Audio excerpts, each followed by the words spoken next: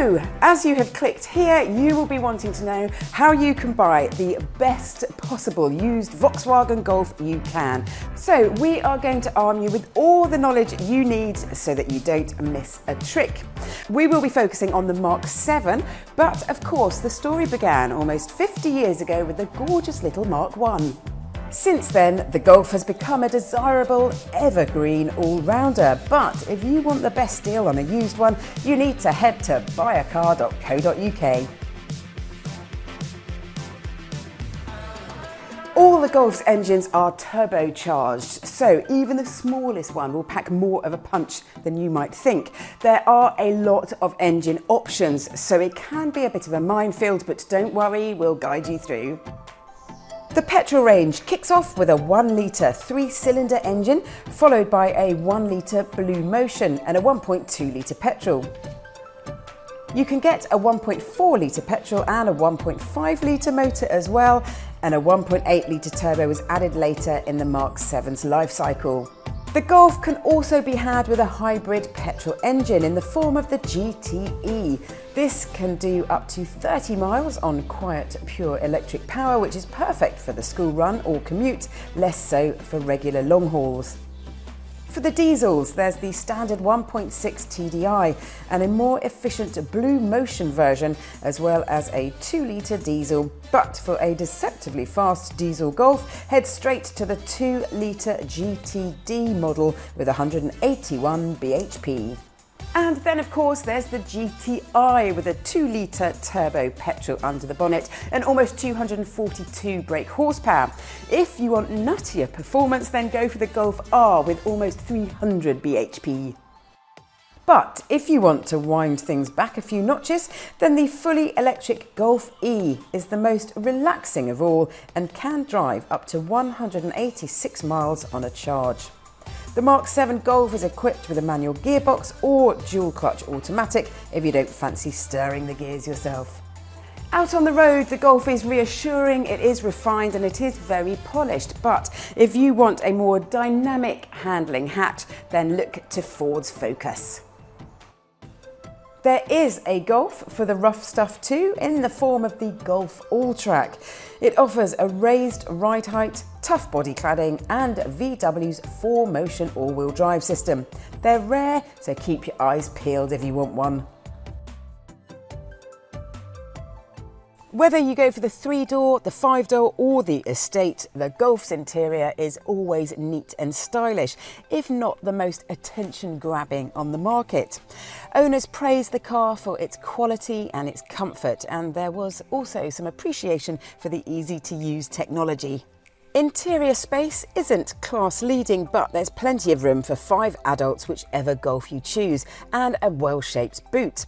For ultimate carrying capacity, go for the Estate.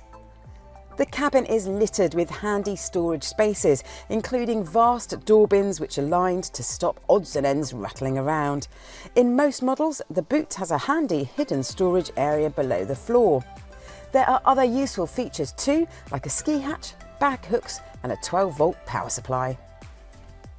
There are a handful of trim levels from the S through to the range-topping R, and they all come with aircon, a touchscreen, front electric mirrors and tyre pressure sensors.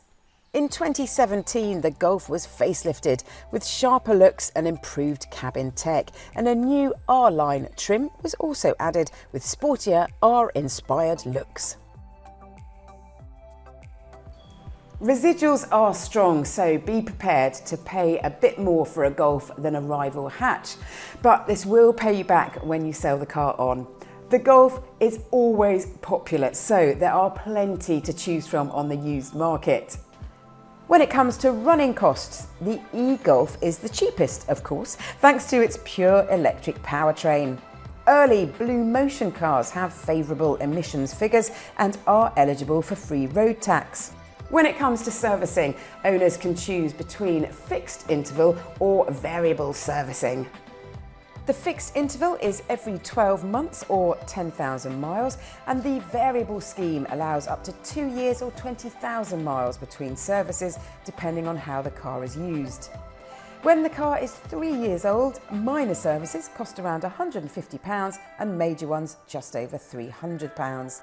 Look out for newer cars that have a transferable service plan that will help cut maintenance bills. Most engines have a cam belt that will need changing every 5 years or up to 140,000 miles, and that will cost around £400. And then the brake fluid should be renewed after the first 3 years and then after every 2, and that will cost about £60. It will be worth your time to research the market, so look through the classified ads to find out what condition of car your budget will buy, and then look for the one with the least mileage. As a guide, at the moment the annual average is around 8,000. Now, when it comes to going on a test drive, there are a few things that you need to look out for. The driver's side wiper can smear the windscreen when it rains. Switching the original for a Bosch alternative seems to sort this. And another swap that works for many is the original halogen bulbs replaced by Osram night breakers. The Golf is smart looking, it's refined and it is comfortable. The best all-rounder is the post-2017 1.5 TSI, but for me, I like the hot ones, the GTI, or even the four-wheel drive Golf R, which even comes in estate form, just in case you want to take the dog on a track day, though of course I wouldn't recommend it. Happy hunting!